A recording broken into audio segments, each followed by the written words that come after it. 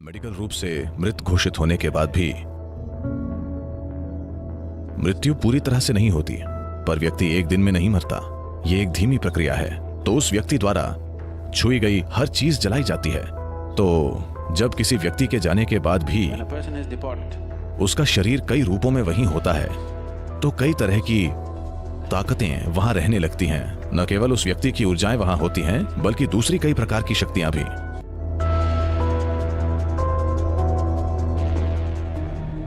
जब आपका जन्म हुआ था, आप एक दिन में पैदा नहीं हुए। हालांकि आपका जन्मदिन तय है। आपको पैदा होने में 9 साढ़े 9 महीने लगे, है ना? इसी तरह जब आप मरते हैं तो आप एक दिन में नहीं मरते, आप धीरे धीरे मरते हैं। मेडिकल रूप से मृत घोषित होने के बाद भी मृत्यु पूरी तरह से नहीं होती। मुझे लगता है कि हमने इस बारे में बात की है। पांचों प्राण धीरे धीरे कदम दर कदम बाहर आते हैं। भौतिक जीवन ऊर्जा, जिसे आमतौर पर प्राण कहते हैं, प्राणा, उसके 5 मूल रूप हैं। 10 हैं, पर वो मुश्किल होगा, तो हम 5 ही समझेंगे। उन्हें कहते हैं समान, प्राण, उदान, अपान और व्यान। मान लीजिए अगर एक डॉक्टर है जो किसी व्यक्ति को किसी पल में मृत घोषित करता है, तो अगले 21 से 24 मिनट में समान बाहर निकलने लगेगा। यानी शरीर में तापमान बनाए रखने के लिए समान जिम्मेदार है। सबसे पहले शरीर ठंडा होने लगता है। पारंपरिक रूप से मृत्यु का पता लगाने के लिए नाक को छुआ जाता है। अगर नाक ठंडी हो गई है तो वे समझ जाते हैं कि व्यक्ति मर चुका है। वे आंखें या दूसरी चीजें नहीं देखते, वे सिर्फ नाक को छूते हैं। नाक ठंडी है यानी व्यक्ति मर चुका है। तो समान तब बाहर निकलता है। 48 से 64 मिनट के बीच प्राण निकल जाता है। उसके बाद 6 से 12 घंटे में उदान निकलता है। उदान के निकलने से पहले कुछ तांत्रिक प्रक्रियाओं से शरीर फिर से जीवित हो सकता है, पर उदान निकलने के बाद एक बहुत सूक्ष्म मौका होता है, पर वो प्रैक्टिकल नहीं है। सिवाय उसके, उदान के जाने के बाद शरीर फिर जीवित नहीं हो सकता। अगला है अपान, जो 8 से 18 घंटे के बीच बाहर निकल जाता है। व्यान, जिसकी प्रकृति सुरक्षित रखने की होती है, वो उसके बाद बाहर निकलता है। सामान्य मृत्यु हो तो ये 11 से 14 दिनों तक बाहर आता रहता है। तो हालांकि मृत्यु की समाप्ति तिथि हो सकती है, पर व्यक्ति एक दिन में नहीं मरता। ये एक धीमी प्रक्रिया है। वाकई ये अभी हो रहा है, धीरे धीरे। योग से आप मृत्यु के मार्ग में रुकावट डाल सकते हैं, पर उसे रोक नहीं सकते। हाँ, दैनिक अभ्यास एक रुकावट है जिससे यह धीमा हो जाता है, पर रुकता नहीं है। आज आपके पुराने कपड़ों से हम आपका डीएनए ले सकते हैं। आपके जाने के बाद 100 साल बाद हम आपका क्लोन बना सकते हैं। हाँ या ना? आपको पता है? तो कम से कम आपकी भौतिकता आपके कपड़ों से जो ली जा सकती है, और हम आपको फिर से बना सकते हैं। कम से कम आप जैसा दिखने वाला व्यक्ति बना सकते हैं। तो आप अभी भी हर जगह मौजूद हैं। जब योगी मरते हैं तो वे हमेशा उस झोपड़ी को जला देते हैं जिसमें वे रह रहे हैं, क्योंकि वे नहीं चाहते कि डीएनए का एक भी अणु वहां जीवित रहे। क्योंकि जब एक तरह से आपका शरीर मौजूद होगा, अगर उससे आपका शरीर फिर से बन सकता है, तो जाहिर है कि आपका शरीर मौजूद होता है ना? तो उस व्यक्ति द्वारा छुई गई हर चीज जलाई जाती है, सब साफ किया जाता है।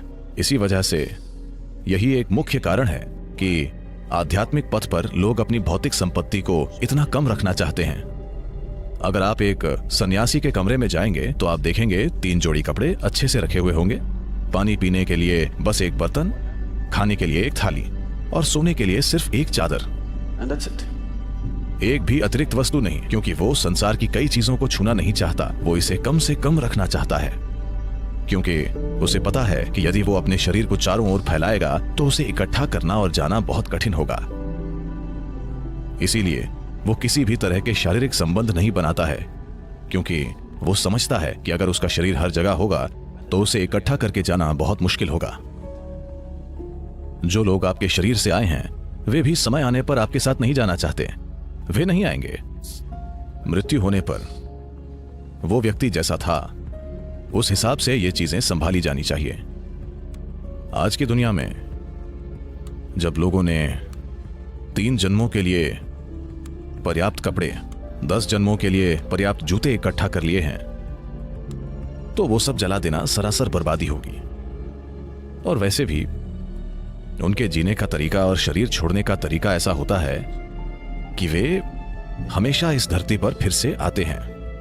सब जलाने का कोई मतलब नहीं है। कम से कम जो चीजें शरीर से बहुत करीब से जुड़ी हुई हैं, जैसे उनके भीतरी कपड़े और वैसी चीजें जला देनी चाहिए। उन्हें जरूर जलाना चाहिए, क्योंकि वरना वो जीव आसानी से आगे नहीं बढ़ पाएगा। वो समझ नहीं पाएगा, उसमें यह समझने का विवेक नहीं होगा कि उसे यहां होना चाहिए या वहां होना चाहिए। वो तय नहीं कर पाता। निर्णय लेने की क्षमता नहीं होती, क्योंकि विवेक नहीं होता। शरीर छूटने के बाद प्राणी चीजों में फर्क नहीं कर पाता, तो निर्णय नहीं होता, बस प्रवृत्ति होती है। यहां बहुत सी चीजें हैं जो शरीर की हैं, वो उनके पास रहेगा, खासकर पहले कुछ दिनों में। तो अगर घर में बहुत सारे इस्तेमाल किए गए कपड़े हैं, जो कि पश्चिमी दुनिया में एक समस्या है, क्योंकि कपड़े इस तरह के हैं और समाज के तौर तरीके ऐसे हैं कि हो सकता है कोई 6 महीने वही जैकेट बिना धोए पहनता रहे। आप उसका इस्तेमाल करते हैं और वहीं लटका देते हैं, क्योंकि वहां ठंड है और शायद आपको इतना पसीना नहीं आता, इस्तेमाल करके लटका देते हैं। भारत में ऐसा संभव नहीं। अगर किसी चीज का इस्तेमाल होता है तो उसे धोया जाता है। कपड़ों की प्रकृति, वातावरण और सामाजिक तौर तरीके ऐसे हैं, पर यह बदल रहा है, क्योंकि ज्यादातर लोग चीन में बने कपड़े पहन रहे हैं, न कि भारत में बने कपड़े। तो वे ऐसे कपड़ों का उपयोग कर रहे हैं, स्वाभाविक रूप से उनका इस्तेमाल करके उन्हें लटका देते हैं, न कि धोते हैं। इन बातों का ध्यान रखकर हर पहलू को संभाला गया था, पर हम इसे बड़े पैमाने पर खो रहे हैं। इन कपड़ों का बार बार इस्तेमाल करके लटका दिया जाता है। तो आप प्रयोग कर सकते हैं। वैसे आज कुत्ते मौजूद हैं। अगर आप एक पुलिस का कुत्ता लाएं और यहाँ 1000 जैकेट हों और आप उसे कहें कि जिम की जैकेट बताओ, तो वो बता देगा, हाँ, गॉड नहीं, बस डॉग। तो जाहिर है आप वहां उस जैकेट में कई तरह से मौजूद हैं, है ना, जिसे कुत्ता भी देख सकता है। तो जब किसी व्यक्ति के जाने के बाद भी उसका शरीर कई रूपों में वहीं होता है, तो कई तरह की ताकतें वहां रहने लगती हैं। न केवल उस व्यक्ति की ऊर्जाएं वहां होती हैं, बल्कि दूसरी कई प्रकार की शक्तियां भी। आपका जैकेट एक तरह से खाली शरीर है, और शरीर को खाली छोड़ना ठीक नहीं है। तो या तो इसे तुरंत धो दीजिए।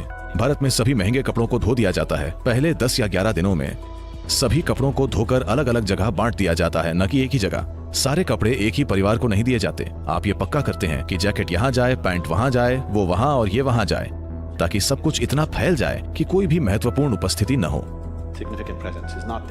या फिर शरीर के साथ जो भी कपड़ा गहरा जुड़ा था उसे जला दें। इनमें से एक काम जरूर करना चाहिए। या तो आपको उन्हें 50 राज्यों में देना चाहिए, ताकि बूढ़ा व्यक्ति भ्रमित न रहे कि कहां जाना है, या आपको उन्हें जला देना चाहिए।